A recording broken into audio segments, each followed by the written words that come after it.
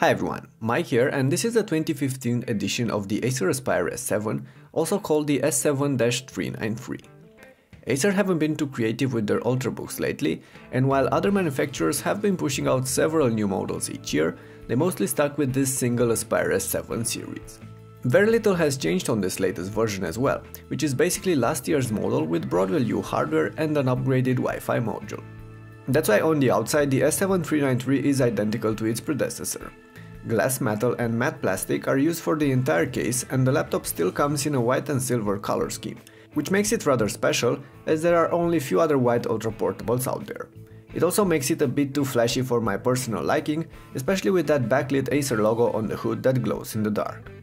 Anyway, aluminum is used for the frame and the chassis, as well as the entire interior and the screen's hinges. The hood is covered in a layer of Gorilla Glass, doubled by another one on the other side on top of the display, while the bottom and the laptop's back are made from plastic. All this mixed together lead to an appealing and excellently crafted machine.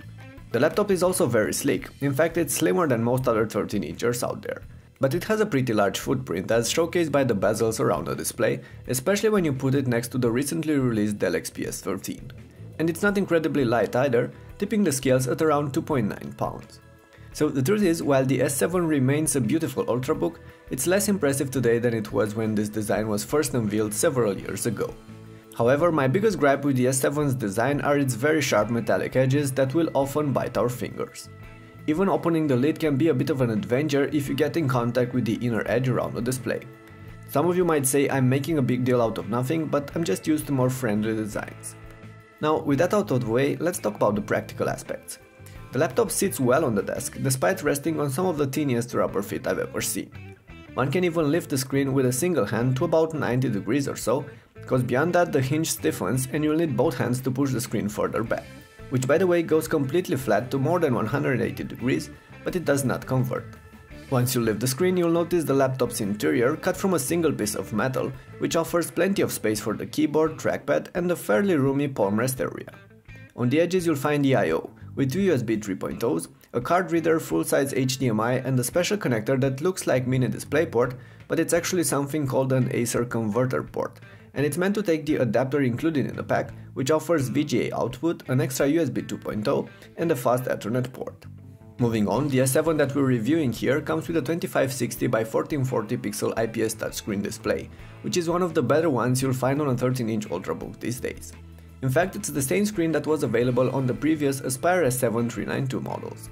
The viewing angles are solid, there's no backlight bleeding around the corners, touch works flawlessly and the panel is fairly bright and sharp. My tools claim the brightness and contrast aren't as good as on the previous units though, while the colors are a bit off out of the box, but they can be fixed by a calibration run. You can find more about these things from the written review, which is available on ultrabookreview.com, and it's the first link in the description. Anyway, let's turn our attention on the keyboard. I've never been a fan of the S7's keyboard layout, and I'm still not. Despite having enough room for a complete set of keys, Acer left the 6th row of function keys out and instead combined the numbers and function keys together. On top of this, there are also some weird key placements, like the delete key positioned on the bottom row near the right alt, or the fact that there's no right control key at all. However, I do think the average user can get used to these changes, and once we look past the layout, the typing experience isn't that bad. The keys are large and proper spaced, they are responsive and the stroke is actually decent for a device as slim as this one. The keyboard is also backlit, and here comes another minor inconvenience. The writing on the keys is sort of grey, while the keys are silver. Because of that, once you turn on the illumination, the writing blends in with the key around and makes it difficult to understand what each key does from a standard angle. And that's annoying even for an experienced typist who usually doesn't look at the keyboard because of the messed up layout. The trackpad is overall fine. It's centered on the spacebar, which some of you might not appreciate, and it's fairly large. This 2015 model uses a Synaptics touchpad with a smooth surface that offers enough grip and a pleasant tactile experience. The surface is responsive and accurate most of the time and can handle taps and gestures fairly well, although the latter can get a bit finicky from time to time. Overall though, the trackpad is definitely not bad.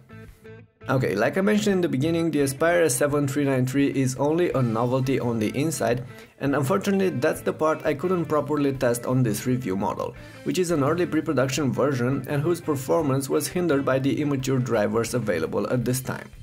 Still, the laptop wears its top-tier hardware configuration proudly, as it boots from cold in under 10 seconds, resumes from sleep almost instantaneously, and handles smoothly daily tasks like browsing, watching all sorts of movie content, editing photos and texts, and even playing some games. We're not going to get in depth here, but you can find more details and some benchmark results in the written review if you're interested. But I do have to tell you a few words about the noise and temperatures. These are not going to be a problem with everyday use. The aluminum interior only gets warm when browsing or watching movies, while the two fans inside remain mostly inactive. Once you push the laptop a bit more though, like start a 4K movie or have 20 plus tabs open in your browser or run a game, the fans will start ramping up and the temperatures will raise. I took some measurements and included them in the detailed article. We will also find info about the speakers, wireless performance, and whether this machine is easy to upgrade or not, which I'm not going to cover in this video in order to keep it shorter. Before we wrap up though, you have to know that there's a 47 Wh battery on the Acer Aspire S7-393, which is capable of pushing it for between 5 to 7 hours of daily use. Expect more than 7 hours of casual browsing and about 6 hours of looping a 1080p MKV file, with a screen calibrated at 120 nits. These aren't bad results, but other Broadwell laptops can actually do better. Okay, so to wrap this up, as I mentioned from the beginning, the Acer Aspire S7-393 is basically the same laptop as its predecessor, but with a hardware bump to Broadwell and a faster Wi-Fi AC wireless module.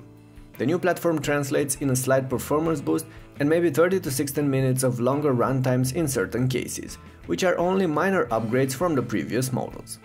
Acer's decision not to change their flagship ultrabook leaves me with mixed feelings though. This if it's not broken don't fix it approach has worked for them in the last 2 years, but the competition hasn't been slackening in the meantime.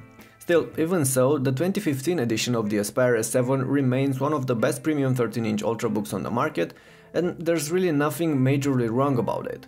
But it's starting to show its age here and there. Luckily it has the price on its side, as the top configuration is about $200 to $300 cheaper than a similarly spec'd Dell, Lenovo or Samsung ultrabook. But whether that's going to be enough to make it a best buy or not, well, that's up to you to decide. With that in mind, we're going to draw the line here. Hope you enjoyed this and make sure you check out the full article on ultrabookreview.com for all those extra details that are not mentioned here, and if you have any questions or anything to add, get in touch in the comment section below or on the site. Thanks for watching and I'll catch you later.